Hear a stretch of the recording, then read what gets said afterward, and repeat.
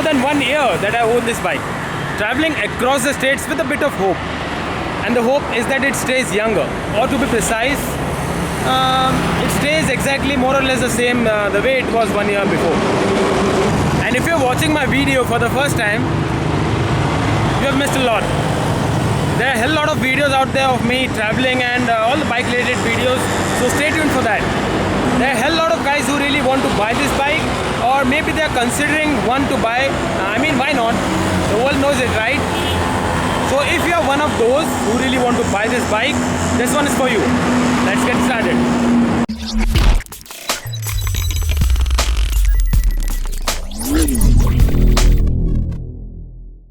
I'll quickly divide this vlog into two categories, that is the pros and the cons, and I'll cover the cons first. So the first con is the quality of plastic. Now don't get me wrong guys, but the quality of plastic on this bike is not really good. If you have been watching my videos lately, I have changed this air filter box 2 times. So this is the third one, and the rest quality of plastic is also not up to the mark when compared to the price of this bike. The second thing I don't really like about this bike is the seat.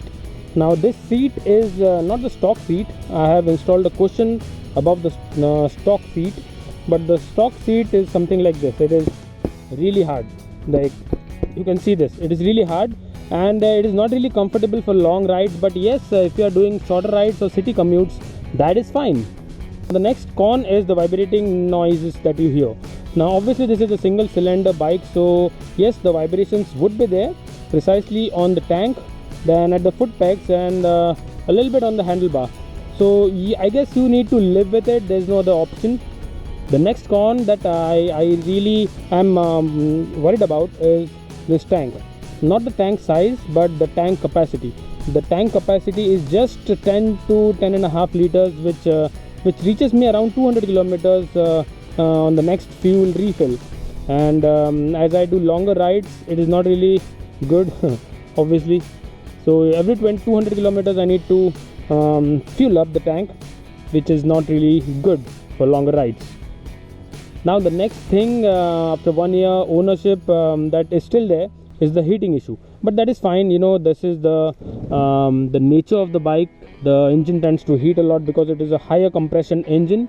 So that is fine until you are really worried about it, and there's no other option. Then you can really buy RC 390 because it has all that fairing, and they'll shift the heat downside through the fan. Now a lot of people out there owning this bike have complained about this radiator fan. It doesn't kick in when the engine gets hot or something like that. I fortunately didn't face any issue, but yes, there are solutions for that. Precisely for the models before 2015 faced this problem, but mine is 2015 one, and obviously they have made changes accordingly with the problems they had with the earlier version. So I guess 2016 model is way better than this one also, but yes, my bike didn't give any problem in regards to heating. And the last thing that I have experienced with the ownership of this bike is the oil leakage from the engine head. Now the oil didn't leak a lot, but yes, it used to leak a little bit from this gap. So you can see the mechanic has sealed the gap, right? Sorry, logging or something? I'm vlogging only. Sorry. अरे ठीक है कोई बात. Now let's move to the pros of this bike.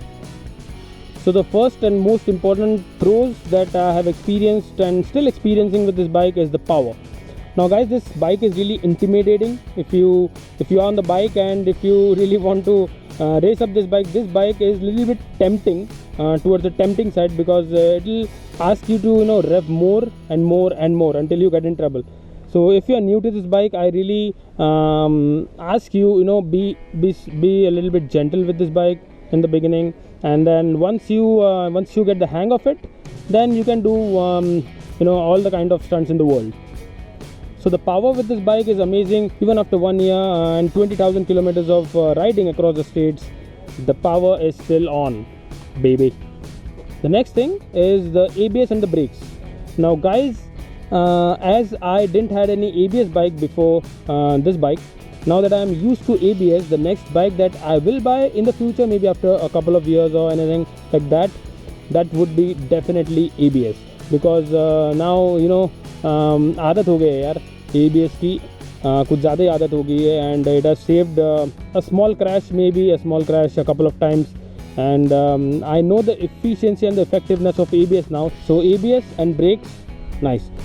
Just one thing guys, that if you know some better brake pads of Duke 390, please comment down below, because the stock brake pads are good, but if you suggest a better brake pad than the stock brake pad, then please comment down below. I'll be happy to check them out, because I already need to change the rear brake pad.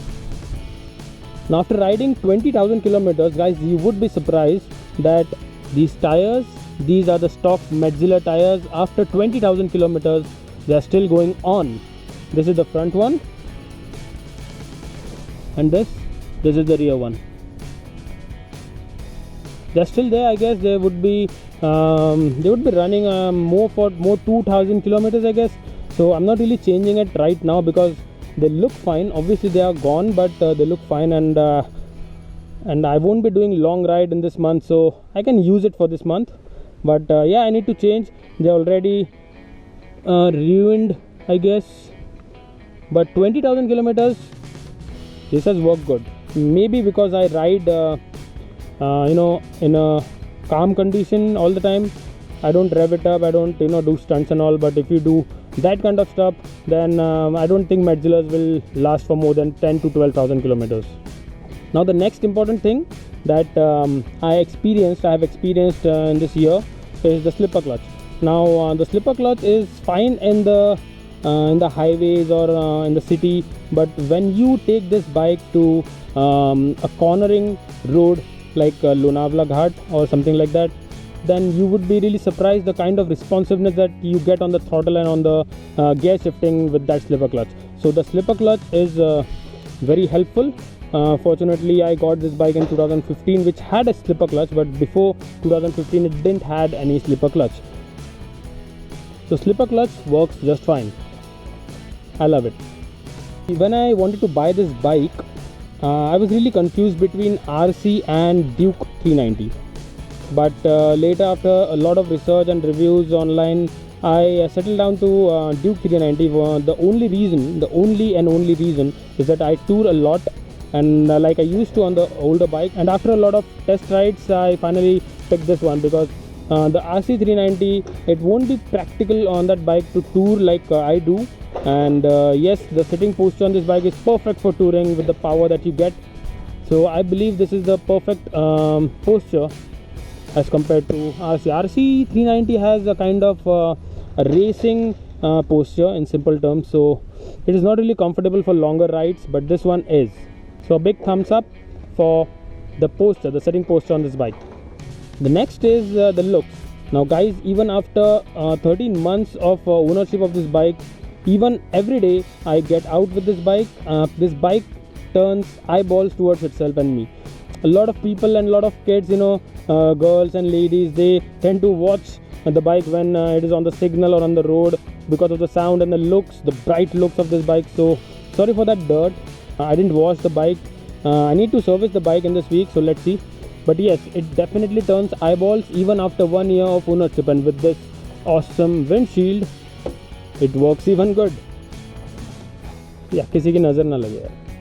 And the last thing that I really use and I'm happy about after 1 year also is this cockpit console. Now this kind of console and this kind of features that are offered in this console are still not available in the other bikes in India, I believe. Not all the features. Yes, a lot of features might be there, but not all the features are there. And yes, it has got awesome kind of features. You see this 20,076 kilometers completed, 2 trip meters. Then this is the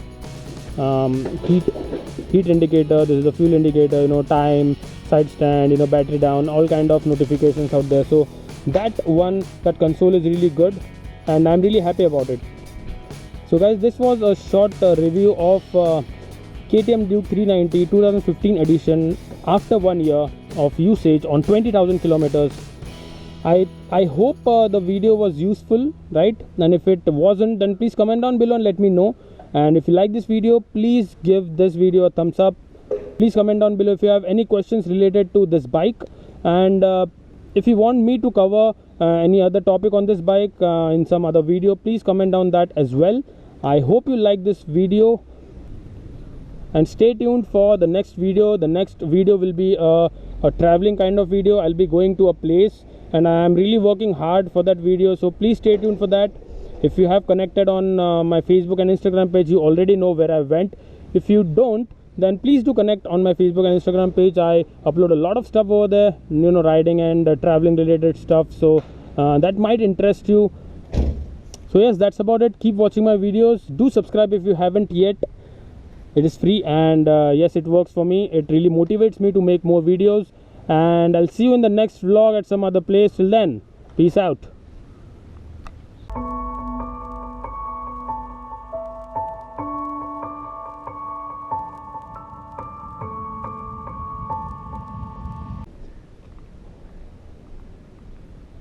Hi. Hi.